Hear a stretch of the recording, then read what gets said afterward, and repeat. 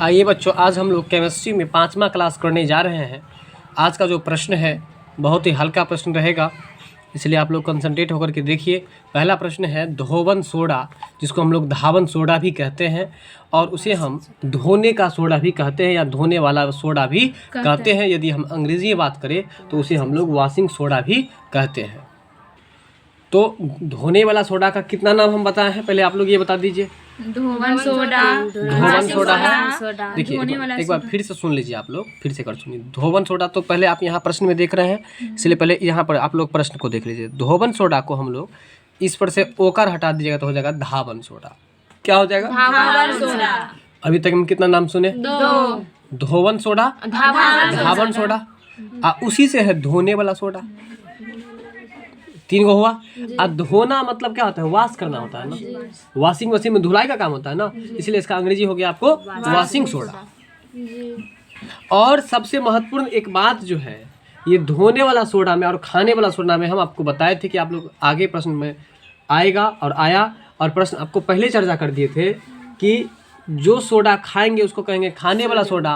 ठीक बताए थे, खाए तो बाय, यानी कि खाने वाला सोडा को हम लोग कहेंगे सोडियम बाइकार्बोनेट, और धोने वाला सोडा में बाय हटा देंगे तो बचेगा क्या? कार्बोनेट। यानी कि अब प्रश्न पर आप लोग आ जाइए। देखिए यहाँ पर कि धोवन सोडा का जो रासायनिक नाम है वो क्या नाम है? Sodium carbonate. क्या नाम है? Sodium carbonate. Sodium carbonate. बात समझ गए आप?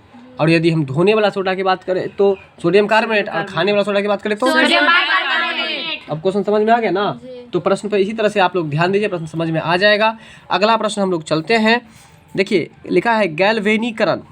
गैल्वेनीकरण का हिंदी होता है जस्तीकरण। गैल्वेनीकरण का हिंदी क्या होता है? जस्तीकरण। असल आप लोगों को जब वर्ड फोकस करते हैं तो वर्ड पर देखिए। गैल्वेनीकरण मतलब होता है जस्तीकरण हिंदी में। तो गैल्वेनीकरण में लोहे के पृष्ठ पर विलेपित रहता है। हम आपको पहले बता दिए कि गैल्वेनीकरण को हिंदी में क्या कहते हैं? जस्तीकरण। जानते हैं उसको जस्तीकरण क्यों कहा जाता है? जैसे कि देखिए लोहा ये भी है और इस पर जिंक की परत, मतलब जिंक मतलब जस्ता, जिंक मतलब जस्ता की परत। जैसे आप ये सब देखिए काम कर लिए मिट्टी का, और उसको करने का उस पर एक और परत चढ़ा दिए। क्या चीज़ का परत चढ़ा दिए आप लोग? उस पर देखिए ना क्या चीज़ का परत चढ़ा है? गोबर का परत चढ़ा दिए है। ठीक उसी तरह से ऊपर से लेप जो लगा दिया जाता है, किसका लेप? जिंक, यानी कि जस्ता का। जिंक का दूसरा नाम जस्ता है। जस्ता का जो लेप चढ़ा दिया जाता है उसी को कहा जाता है जस्तीकरण, और उसी को अंग्रेजी में कहा जाता है गैल्वेनीकरण। क्या कहते हैं? गैल्वेनीकरण। क्या कहते हैं? गैल्वेनीकरण। तो बताइए, जैसे ही गैल्वेनीकरण का आपको चर्चा करेगा तो आप लोग समझ लीजिएगा कि गैल्वेनीकरण का मतलब हो गया कि जस्तीकरण। जब जस्तीकरण है तो किसकी परत चढ़ाएगी? अगर गोबर का परत चढ़ाएगा तो गोबरीकरण मान के चलिए। अभी सोच लीजिए ऐसा क्या? अगर मिट्टी का परत चढ़ाएगा तो मिट्टीकरण। इसका मतलब है जब जस्ता की परत चढ़ाए मतलब कि जस्तीकरण। बात समझ में आया कि नहीं समझ में आया?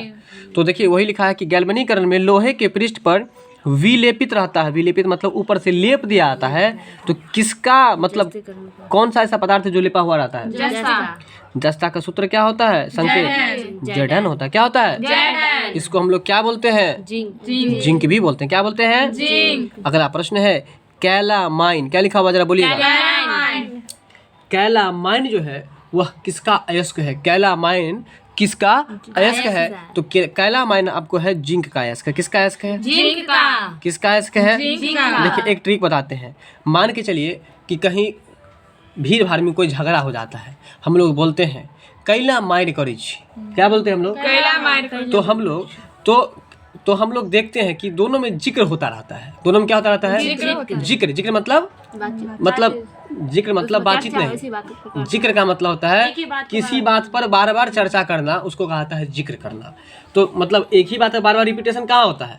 उसको गाली दिया, फिर वो गाली दिया, वो गाली दिया, वो गाली दिया, मतलब तो कहने का मतलब ये है। तो हम लोग मैथिली में उसको क्या बोलते हैं? कैला मार करी छी। तो कैला मार करी छी मतलब कि कैला मार करी छी। उस पर सेट करेंगे किसको? कैला माइन को। तो कैला माइन किसका अयस्क है? जिंक का। हम कैला माइन कब बोलेंगे? जब कहीं पर जिक्र होगा। इसे याद कर लीजिए कि कैला माइन किसका अयस्क है? जिंक का। और इस बार बिहार बोर्ड का जो 10th का क्वेश्चन था उसमें ये क्वेश्चन बहुत आया हुआ था कि कैला माइन किसका अयस्क है? जिंक का अयस्क है। तो आप लोग याद रख लीजिएगा ना कि जिंक के अयस्क का नाम क्या है? कैला माइन। वर्ड पर देखिए। अगला प्रश्न है आपका उदासीन विलयन का पीएच मान क्या होगा? देखिए अगर कोई इंसान उदास रहेगा तो आप उसका साथ दीजिएगा ना, आप उसका क्या दीजिएगा, साथ दीजिएगा। तो साथ मतलब सात, यानी कि उदासीन विलयन का पीएच मान क्या हो जाएगा, 7। उदासीन विलयन कहे या उदासीन जल कहे, उसका पीएच मान जो हो जाएगा वो आपको 7 हो जाएगा। क्या हो जाएगा, 7 हो जाएगा। क्या हो जाएगा, 7। अगला प्रश्न है, हाइड्रोजन का कौन सा समस्थानिक रेडियो सक्रिय है।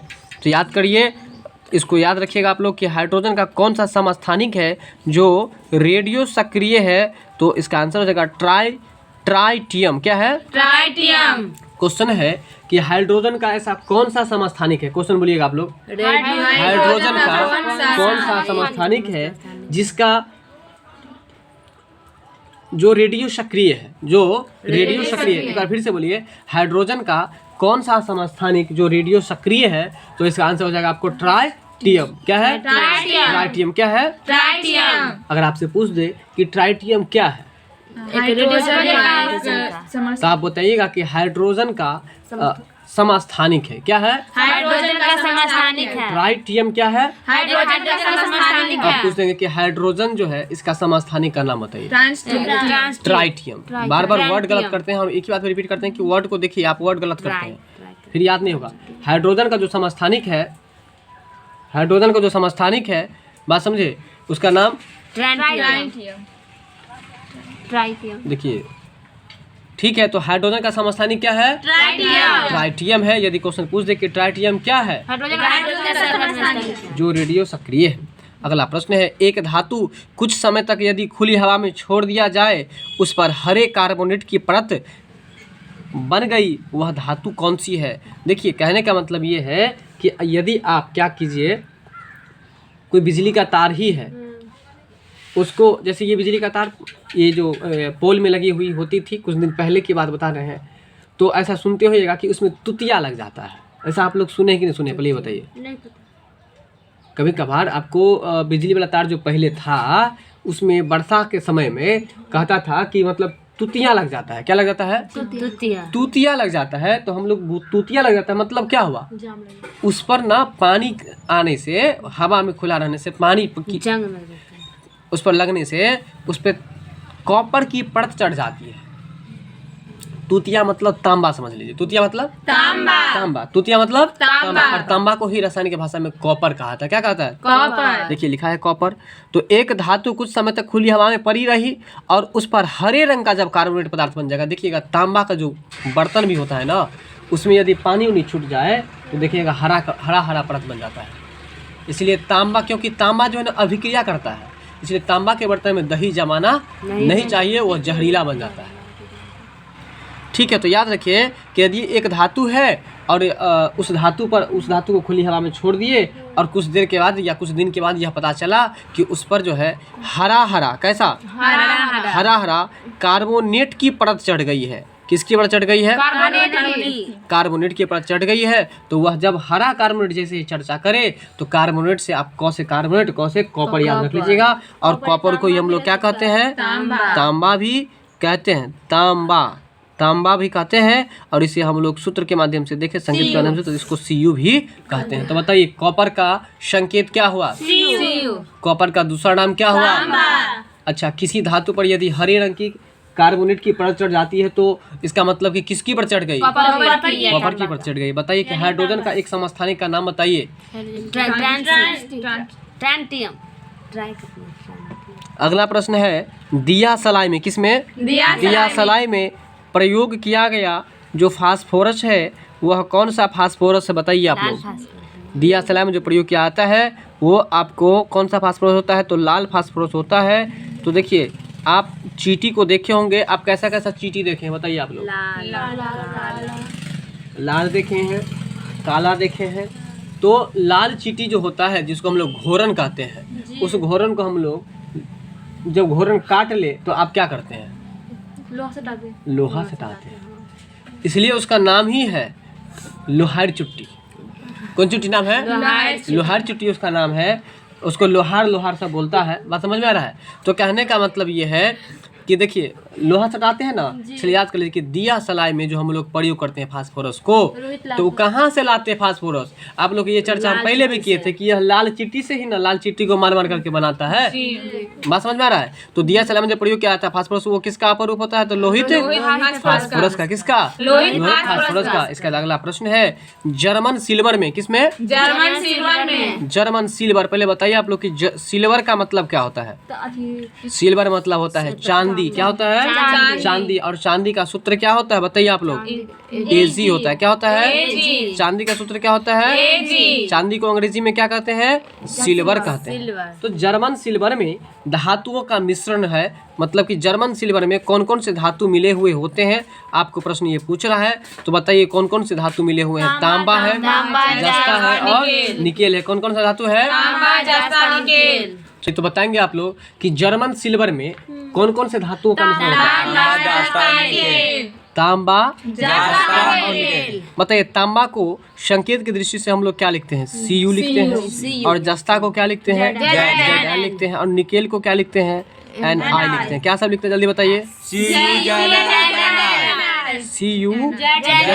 और Ni। अगर आपसे पूछ दे कि Cu, Zn और Ni के मिश्रण को हम लोग क्या कहते हैं? German silver. जर्मन सिल्वर कहते हैं। क्या कहते हैं? German silver. तो उसको थोड़ा उल्टा कर दिए कि Cu, जिंक और निकेल के मिश्रण को हम लोग क्या कहते हैं? German silver. अगर इसका ठीक उल्टा पूछ दे कि जर्मन सिल्वर का मतलब जर्मन सिल्वर में किन किन धातुओं, किन किन तत्वों का मिश्रण होता है? तांबा, जस्ता, निकेल। अब तीनों का संकेत बताइए। बहुत अच्छा। Ni। अब अगले प्रश्न पर चलते हैं।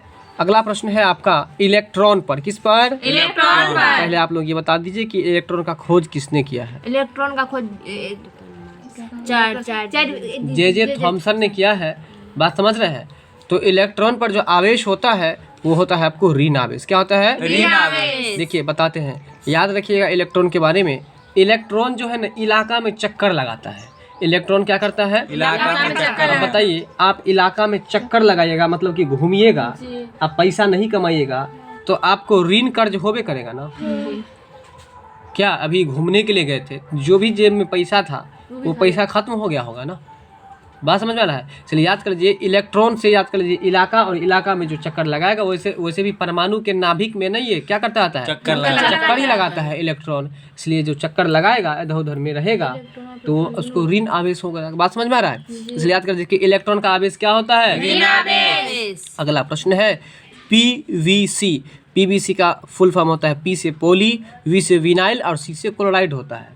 ठीक है ना? क्या होता है? पोली विनाइल क्लोराइड होता है। तो वह कहता है कि किसके बहुल कण के द्वारा बनाया जाता है? पीवीसी यानी कि पोली विनाइल क्लोराइड किसके बहुल कण के द्वारा बनाया जाता है? तो विनाइल क्लोराइड के बहुल कण के द्वारा बनाया जाता है। ठीक है, पीवीसी किसके बहुल कण द्वारा बनाया जाता है? देखिए अभी इसका फुल फॉर्म बताए थे, पी से पोली, वी से विनाइल और सी से क्लोराइड। तो बस ये याद कर लीजिए, पोली को हटा दीजिए, विनाइल और क्लोराइड याद कर लीजिए। यानी कि पीवीसी किसके बहुल कण से बनाया जाता है? क्लोराइड के बहुलीकरण से बनाया जाता है या बहुल कण से बनाया जाता है। अब अगला प्रश्न है सैक्रीन। बहुत ही खतरनाक होता है, बहुत ही खतरनाक होता है। हालांकि लोग आइसक्रीम में बड़े मस्ती से उसको खाते हैं। आइसक्रीम में, टॉफ़ी में, इस सब में उस सब का यूज़ किया हुआ होता है। जितने भी सस्ते टॉफ़ी होते हैं, सस्ते या महंगे भी, या आइसक्रीम जितना भी है, सब में आपको पड़ता है वो सिक्रीम। इसलिए आइसक्रीम का नाम है सिक्रीम। आइसक्रीम में जो क्रीम लगा हुआ है सिक्रीम आइसक्रीम, तो वही उसमें सैक्रीन रहता है, और सैक्रीन के कारण से ही बर्फ़ आपको मीठा लगता है। बात समझ में आ रहा है? चलिए चलते हैं अगले प्रश्न पर। सैक्रीन का निर्माण किससे होता है? तो देखिए सैक्रीन का निर्माण होता है टोल्यून से। किससे होता है? टोल्यून से। किससे?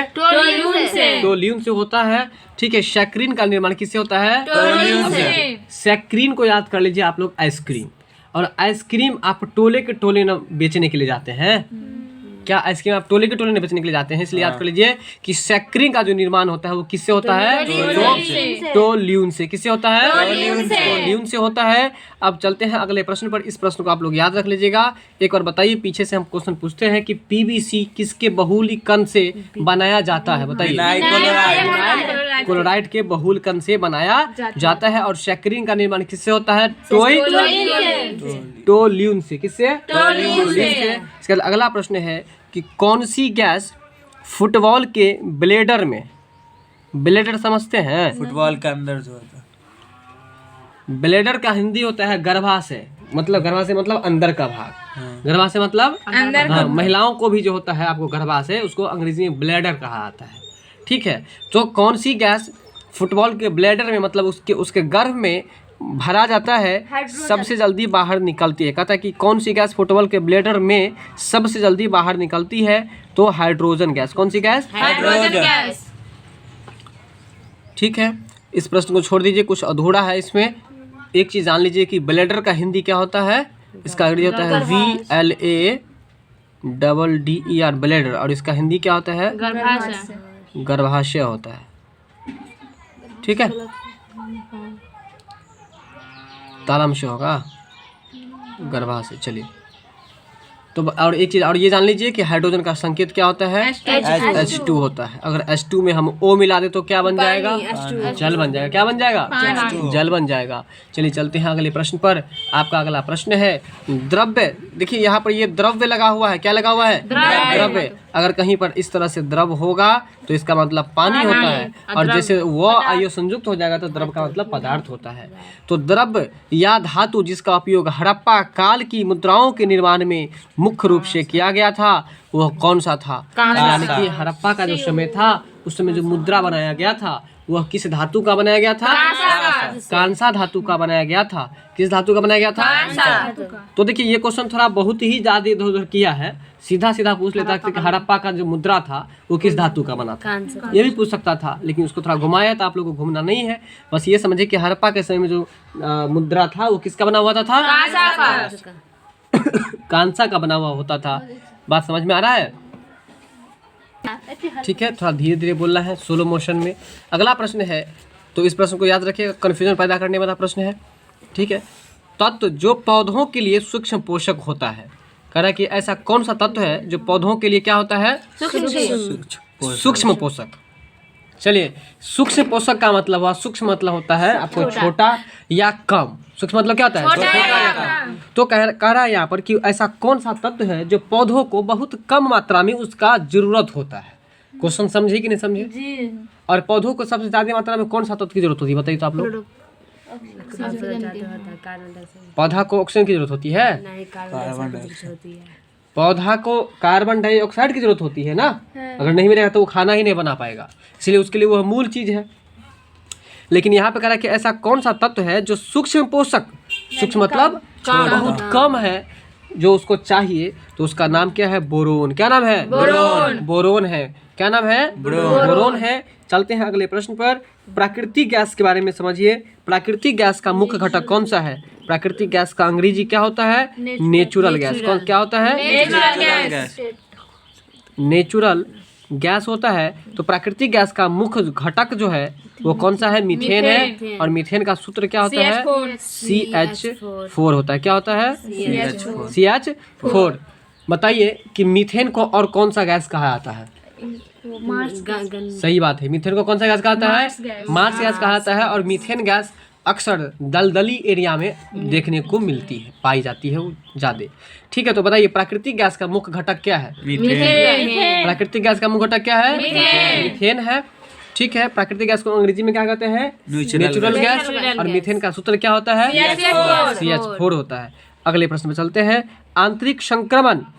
आंतरिक संक्रमण तत्वों की कुल संख्या कितनी है? 28। देखिए, आंतरिक संक्रमण और से आंतरिक संक्रमण है और और से 28 है। तो याद रखिएगा कि आंतरिक संक्रमण तत्वों की कुल संख्या कितनी है? 28 है। अब बताएंगे आप लोग कि अम्ल जो लाल चींटी में पाया था, बताइए आप लोग। कहने का मतलब कि लाल चींटी में कौन सा अम्ल पाया जाता है? फॉर्मिक अम्ल। लाल चींटी में कौन सा अम्ल पाया जाता है? ठीक है, तो बताएंगे आप लोग कि लाल चींटी में कौन कौन सा अम्ल पाया जाता है? फॉर्मिक अम्ल पाया जाता है। और बताइए कि लाल चींटी के माध्यम से हम लोग और क्या निकालते हैं? लाल फास्फोरस निकालते हैं। नहीं, चलिए अगला है कि अमोनिया क्या है, बताइए। अमोनिया का सूत्र होता है NH3। क्या होता है? NH3। और जानते हैं यही अमोनिया होता है हमारे लीवर में। क्या होता है? लीवर में। और उस लीवर में प्रोटीन जो है अमोनिया को बदल देता है किस में? यूरिया में। और उसके कारण से ही हमारे शरीर में क्या चीज़ का निर्माण होता है? पेशाब का निर्माण होता है, मूत्र का निर्माण होता है। और इसलिए याद रखिए कि मनुष्य के पेशाब में कौन सा अम्ल पाया जाता है? यूरिक अम्ल पाया जाता है। ठीक है, तो अमोनिया क्या है? अमोनिया एक अतिशीतित द्रव है। क्या है? अतिशीतित द्रव है। इसमें दो प्रश्न याद कीजिए। अमोनिया का सूत्र क्या होता है? NH3। और दूसरा में है कि यह क्या है? तो एक अति है, अतिशीतित द्रव। क्या है? याद कीजिए, अमोनिया एक अतिशीतित द्रव है। अगला प्रश्न है, स्क्वाश के लिए खाद्य परिरक्षक के रूप में प्रयोग किया जाता है पोटेशियम मेटावाइसल्फाइड का। ठीक है, इस प्रश्न को छोड़ दीजिए। अगला है, मानिक या रूबी और नीलम ऑक्साइड है किसके ऑक्साइड है? तो ये एल्युमिनियम के ऑक्साइड है। यानी कि जब प्रश्न पूछेगा कि मानिक अर्थात रूबी और नीलम ऑक्साइड किसके ऑक्साइड है? एल्युमिनियम के ऑक्साइड। यानी कि एल्युमिनियम के कौन कौन से ऑक्साइड हैं? मानिक और नीलम। इसको ऐसे याद कीजिएगा आप लोग कि एल्युमिनियम के कौन कौन से ऑक्साइड है? मानिक का दूसरा नाम रूबी है और दूसरा नीलम ऑक्साइड है। बताइए, मानिक है और नीलम ऑक्साइड है, दो कौन कौन सा है? नीलम ऑक्साइड है। और मानिक का दूसरा नाम क्या है? रूबी है। ठीक है, तो बताइए किसका ऑक्साइड है? एल्युमिनियम का ऑक्साइड है।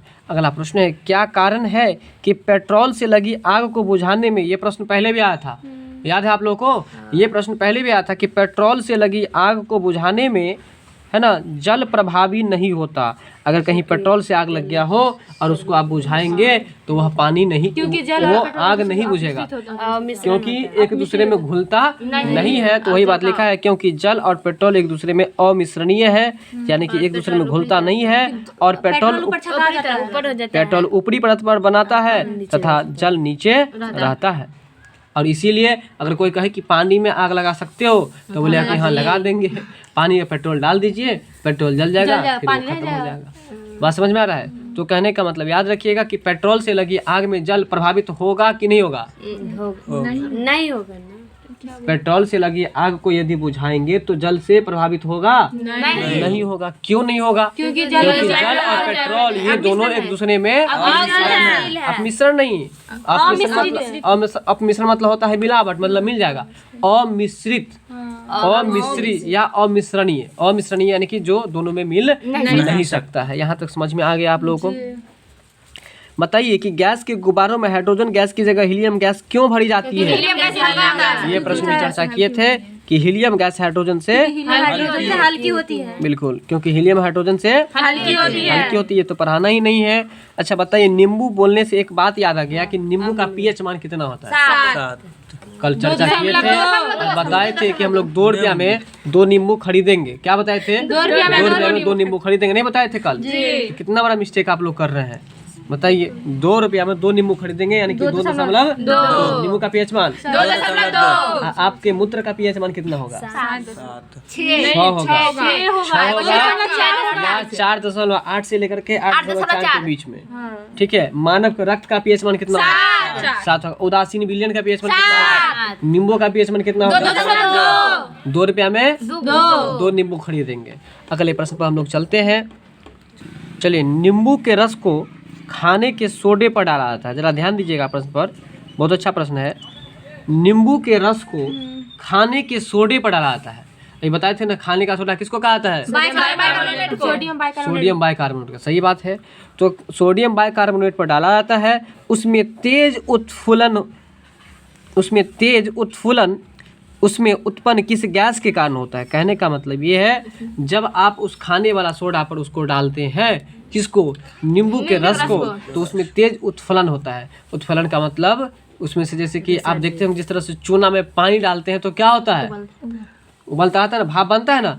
ठीक उसी तरह से सोडा में यदि हम नींबू का रस डालेंगे तो वो भी समझिए चूना की तरह से क्या होगा, उबलने लगेगा और गैस जैसे निकलने लगेगा। तो कह रहा है किस कारण से, तो यह कार्बन डाइऑक्साइड गैस के कारण से। इसीलिए याद रखिएगा, जब आपको पेट फूल जाता है या पेट फूल जाता है तो उसमें किसका यूज किया जाता है, कार्बन डाइऑक्साइड, जामाइन, और उसमें थोड़ा खाने का सोडा, काला नमक, ये सब डाल करके आपको पिला देता है। क्योंकि वो पिलाने से क्या होता है कि आपको जो कार्बन डाइऑक्साइड गैस की मात्रा रहती है वो बाहर निकल आता है। नहीं समझ में आया? और खाना आपका पच जाता है, उसमें भी वही मात्रा रहता है, उसमें भी सोडा की मात्रा होती है और उसमें नींबू की जो नींबू में पाया था उसका निचोड़ पाया था उसमें। ठीक है, तो नींबू के रस को खाने के सोडे पर डाला तो उसमें तेज उत्फुलन होता है और इससे जो उत्पन्न होता है, देखिए ये थोड़ा सा इसमें मिस्टेक। ठीक है, तो नींबू के रस को खाने के सोडा पर डाला जाता है तो उसमें तेज उत्फुलन होता है और उसमें उत्पन्न, इसको कट कर दीजिएगा, किस गैस के कारण ऐसा घटना होता है, गैस के कारण। तो बताएंगे आप लोग कि कार्बन डाइऑक्साइड गैस का सूत्र क्या होता है। CO2। बिल्कुल। अब ये बताइए कि वातावरण में CO2 कितना प्रतिशत पाया जाता है? 0.03% पाया जाता है। और ऑक्सीजन कितना प्रतिशत पाया जाता है? ऑक्सीजन पाया जाता है आपको 78%। ऑक्सीजन कितना प्रतिशत? अरे ऑक्सीजन 21% ना, और नाइट्रोजन कितना परसेंट? 78% पाया जाता है। और बाकी जो बचता है आपको उसमें हीलियम, आर्गन, जेनॉन, फलना चिना, बहुत सारा गैस अक्रिय सब उसमें आ जाता है। ठीक है, तो बताएंगे आप लोग कि गुब्बारा में हम लोग हाइड्रोजन नहीं भर के हीलियम ही क्यों भरते हैं? हाइड्रोजन से। ठीक है, तो बताइए आप लोग कि हाइड्रोजन का सूत्र क्या होता है? और हीलियम का क्या होता है? He। क्या होता है? चलिए अगला है स्फटिक, या उसे हम लोग कहते हैं क्वार्टज। क्या कहते हैं? स्फटिक या क्वार्टज। एक क्रिस्टलीय रूप है, किसका रूप है? सिलिका का। किसका रूप है? सिलिका का है। स्फटिक या क्वार्टज क्रिस्टलीय रूप है, किसका रूप है? सिलिका का। देखिए इसको ऐसे याद कीजिएगा कि सिलिका का क्रिस्टलीय रूप क्या है, तो स्फटिक और क्वार्टज। देखिए क्वेश्चन थोड़ा घुमाया है, इसलिए आप लोग भी घुमा के पढ़िएगा। सिलिका का क्रिस्टलीय रूप क्या है, तो स्फटिक, या उसे हम लोग क्वार्टज कहते हैं। एक ही बार क्यों बोलते हैं, यहाँ ब्रैकेट का मतलब कुछ भी नहीं है, या है उसका दूसरा नाम। हाँ, सिलिका का क्रिस्टलीय रूप क्या है? स्फटिक या क्वार्टज। स्फटिक या क्वार्टज है। ठीक है, सिलिका का आपको क्रिस्टलीय रूप क्या है? अगला प्रश्न है, आपके खून में, आपके रक्त में कौन सा तत्व पाया जाता है? बताइए आप लोग। क्या पाया जाता है? लोहा पाया जाता है। पता है ना ये बात कि नहीं पता है? जी। लोहा पाया जाता है। ठीक है, तो लोहा का संकेत क्या होता है? Fe होता है। अगर आपसे पूछ दे कि लोहा का लैटिन शब्द कौन सा है, तो बोलिएगा ऑडम। क्या होता है? ऑडम होता है। क्या होता है? चलिए अगला प्रश्न है, वनस्पति तेल में, वनस्पति तेल का मतलब पेड़ पौधा से प्राप्त जो डालडा है उसको हम लोग वनस्पति तेल कहेंगे। या डालडा या वनस्पति घी बनाने में प्रक्रिया इस्तेमाल की जाती है। देखिए बस इतना समझिए, वनस्पति तेल या डालडा या वनस्पति घी बनाने में किस प्रक्रिया की इस्तेमाल की जाती है? हाइड्रोजीनेशन या हाइड्रोजीनीकरण। बताएंगे आप लोग कि वनस्पति घी या वनस्पति डालडा बनाने में ये हाइड्रोजीनीकरण क्या है? एक प्रक्रिया है, उस प्रक्रिया के द्वारा वह बनाया जाता है। बात समझ में आया? हाइड्रोजनीकरण का अंग्रेजी क्या होता है? हाइड्रोजीनेशन। तोड़ के बोले जरा, हाइड्रोजीनेशन। ठीक है, हाइड्रोजीनेशन। और हाइड्रोजीनेशन का हिंदी क्या होता है? हाइड्रोजनीकरण। तो बताइए वनस्पति तेल, डालडा या वनस्पति घी बनाने में किस प्रक्रिया की इस्तेमाल की जाती है? हाइड्रोजनीकरण प्रक्रिया की इस्तेमाल की जाती है। अगला प्रश्न है, कहता है कि ऐसा वह तत्व जिसके परमाणु क्रमांक 17 है, वह तत्व जिसके परमाणु क्रमांक कितना है? तो 17 है। और द्रव्यमान उसका कितना है? तो 36 है। तो उसके न्यूक्लियस में न्यूट्रॉनों की संख्या कितनी होगी? तो वो पूछ रहा है आपको। तो ये आपको देखिए 36 में से 17 घटा दीजिए, ये आंसर आ जाएगा। ये न्यूमेरिकल क्वेश्चन है, इसको सॉल्व नहीं करना है आप लोगों को, ये परीक्षा में नहीं मिलेगा। ठीक है, अगला प्रश्न है, कार्बन कार्बन डाइऑक्साइड जिसका सूत्र संकेत क्या होता है? CO2। CO2। तो यह CO2 जो है वो क्या है? तो एक निर्जली कारक है। कार्बन डाइऑक्साइड क्या है? निर्जली कारक। CO2 क्या है? कार्बन डाइऑक्साइड गैस क्या है? निर्जली कारक है। CO2 क्या है? ठीक है, इसको याद कीजिए आप लोग। CO2 क्या है? निर्जली कारक है। ठीक है, आप लोग बताएंगे कि कार्बन डाइऑक्साइड गैस क्या है? चलिए अब बताएंगे आप लोग कि तांबे को, किसको? तांबे का संकेत क्या होता है? Cu होता है। क्या होता है? Cu। तो तांबे को शुद्ध जो किया जाता है वो आपको किस प्रक्रिया के द्वारा? अपघटन। तांबा को जो शुद्ध किया जाता है विद्युत अपघटन के द्वारा। इसको ऐसे याद कर लीजिए कि तांबा के बर्तन का यूज कब पड़ता है? जब आपके घर में कोई घटना हो जाता है तब। तो इसलिए घटना से याद कर लीजिए अपघटन, यानी कि विद्युत अपघटन। कौन सा अपघटन? तांबे को कैसे शुद्ध किया जाता है? तांबे को कैसे शुद्ध किया जाता है? विद्युत अपघटन के माध्यम से। बताइए कि कार्बन डाइऑक्साइड गैस क्या है? एक निर्जली कारक है। ठीक है, चलते हैं अगले प्रश्न पर। तांबा प्रकृति में पाया जाता है किस अवस्था में? यह मुक्त अवस्था में पाया जाता है। तांबा जो है प्रकृति में मुक्त अवस्था में पाया जाता है। मतलब समझे कुछ आप लोग? मरा हुआ बस। नहीं, मुक्त का मतलब एकदम फ्री में। यदि तांबा को आप वायु में रख दीजिए, हवा में छोड़ दीजिए, उसमें कोई जंग नहीं लगेगा। सही बात। ये वहीं पर अगर आप लोहा को छोड़ दीजिए तो जंग लग जाता है। इसीलिए बिजली का जब भी लोग तार लगाता है तो वह तांबा का तार लगाने की कोशिश ज़्यादा करता है। और तांबा का तार महंगा भी बहुत होता है, क्योंकि वो जल्दी खराब नहीं होता है, जल्दी फ्यूज नहीं होता है, शॉर्ट सर्किट नहीं लगता है। ठीक है, तो बताइए कि क्या लोहा मुक्त अवस्था में पाया जाता है वातावरण में? नहीं। लोहा नहीं पाया जाता है ना, क्योंकि लोहा को अगर हम बाहर छोड़ दे तो उसमें जंग लग जाता है। लेकिन वही तांबा को छोड़ेंगे तो जंग लगता है? नहीं। तो बताइए मुक्त अवस्था में क्या पाया जाता है? तांबा का संकेत क्या होता है? तांबा का दूसरा नाम क्या है? कॉपर। क्या नाम है? कॉपर है। ठीक है, और जिंक का नाम है जस्ता। तो तांबा जो है प्रकृति में जो पाया जाता है वो किस अवस्था में पाया जाता है? और तांबा को शुद्ध कैसे किया जाता है? आप बस ये सोचिए कि तांबा का बर्तन का यूज क्या पड़ता है? विद्युत अपघटन। विद्युत अपघटन के द्वारा। अगला प्रश्न है कि गोबर गैस में हम बताए थे आपको कि मीथेन गैस जो है आपको दलदली एरिया में पाया जाता है। तो मान के ऐसा सोच लीजिए कि गोबर को जब जमा करके रखेंगे तब दलदल करेगा ना, इसलिए याद कर लीजिए कि गोबर गैस को हम लोग बायोगैस भी कहते हैं। गोबर गैस को क्या कहते हैं? तो गोबर गैस के मुख्य घटक कौन से हैं? तो मीथेन। गोबर गैस के मुख्य घटक क्या है?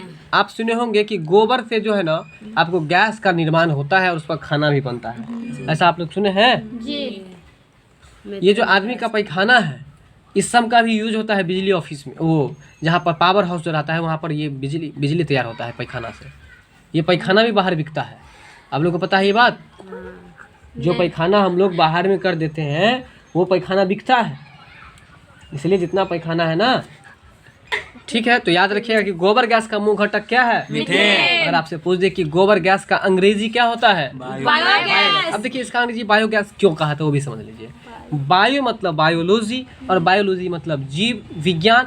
तो जीव विज्ञान से मतलब जीव से जो प्राप्त गैस हुआ उसी को कहा गया आपको बायोगैस। बात समझ में आया कि नहीं? उसी को गोबर गैस तो बायो से ही प्राप्त होता है ना, जीव से प्राप्त होता है ना। समझ में आ गया? तो बताइए कि मीथेन गैस को और कौन सा गैस कहा जाता है? Marsh gas. कौन सा गैस? Marsh gas. और मीथेन का सूत्र क्या होता है?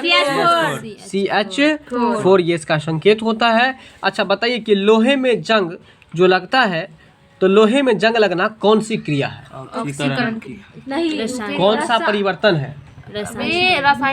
रासायनिक परिवर्तन ही तो होगा, क्योंकि खराब होने के बाद पुनः फिर थोड़ी ना हो पाता है। इसलिए लोहे में जंग लगना रासायनिक परिवर्तन है। तो कहता है लोहे में जंग लगने का कारण क्या है? ऑक्सीकरण। मतलब ये हुआ कि ऑक्सीकरण का मतलब ये हुआ कि जब लोहा को हम लोग खुली अवस्था में छोड़ देते हैं वह ऑक्सीजन के संपर्क में आकर के और वह उससे अभिक्रिया कर लेता है, रिएक्शन कर लेता है, और रिएक्शन करने के बाद उसमें जंग लग जाता है। नहीं समझ में आया मेरा बात? तो यहाँ तक समझ गए होंगे आप लोग। तो लोहे में जंग किस कारण से लगता है? ऑक्सीकरण के कारण से। किसके कारण से? अगला प्रश्न है कपड़े को धोते समय हम किस लिए नील का प्रयोग करते हैं? बताइए अब आप लोग। इतना दिन तो नील का प्रयोग किए, लेकिन किस लिए करते हैं आप लोग पता है आप लोग को? तो देखिए सही वर्ण यानी कि पिगमेंट है ना, संयोजन के लिए, सही वर्ण पिगमेंट के लिए, यानी कि संयोजन के लिए। कहने का मतलब ये है, बताते हैं आपको। संयोजन मतलब होता है, संयोजन का मतलब होता है, जैसे आप कभी कभार जाते होंगे किसी शादी में, पार्टी फंक्शन में कपड़ा पहनते होंगे, तो जैसे ये पहने हैं, तो ये उजला पर ब्लैक क्यों दिए हैं? अच्छा क्योंकि इनको अच्छा लगता है ना। उसका ये मतलब कलर का अच्छा लग कहने का मतलब ये होता है कि जो उचित हो, जो उचित हो, बताते हैं, एक मिनट देखिए। अगर मान के चलिए कोई बूढ़ा आदमी है और वो बूढ़ा आदमी अगर मान के चलिए जीन्स पहन ले, तो क्या ये संयोजन हुआ? नहीं हुआ। तो वही बात है, संयोजन का मतलब जो उचित हो। अगर उचित नहीं था तभी तो आप बोल दिए नहीं। जी। जो उचित हो, कि उचित है कि बूढ़ा जीन्स नहीं पहनेगा, तो ये उचित नहीं था तभी तो आप नहीं बोल दिए। तो वही आता है, संयोजन का मतलब होता है कि जो उचित हो उसके हिसाब से पहनावा ओढ़ावा का काम करना ही संयोजन कहलाता है। तो हम लोग नील इसलिए देते हैं कि हमको दूसरे कपड़ा पर वो चीज़ जचे, वो उचित लगे। नहीं समझ में आया आप? तो वही बात लिखा हुआ है, सही वर्ण, और वर्ण का मतलब होता है रंग। क्या होता है? रंग होता है सही वर्ण संयोजन के लिए। बात समझ में आ गया? आप क्लियर है? अगला प्रश्न है कि धातु की ड्यूटी, धातु की ड्यूटी लस्टर ऑफ मेटल्स का कारण होता है। धातु की ड्यूटी का कारण क्या है? मुक्त इलेक्ट्रॉनों की मौजूदगी के कारण प्रकाश परिवर्तन। इस प्रश्न को आप लोग छोड़ देंगे, तो फटाफट से आप लोग बताएंगे कि लोहे में जंग किस कारण से लगता है? ऑक्सीकरण के कारण से लगता है। तो बताएंगे आप लोग कि सिलिका का क्रिस्टलीय रूप क्या है? स्फटिक या क्वार्टज है? स्फटिक या क्वार्टज है। और वनस्पति तेल या गल्डा बनाने में जिस प्रक्रिया का उपयोग किया जाता है वो कौन सी प्रक्रिया? ठीक है, वीडियो अच्छी लगी हो तो लाइक शेयर सब्सक्राइब जरूर कीजिएगा, और कैसा लगा मुझे कमेंट्स करके जरूर बताइएगा।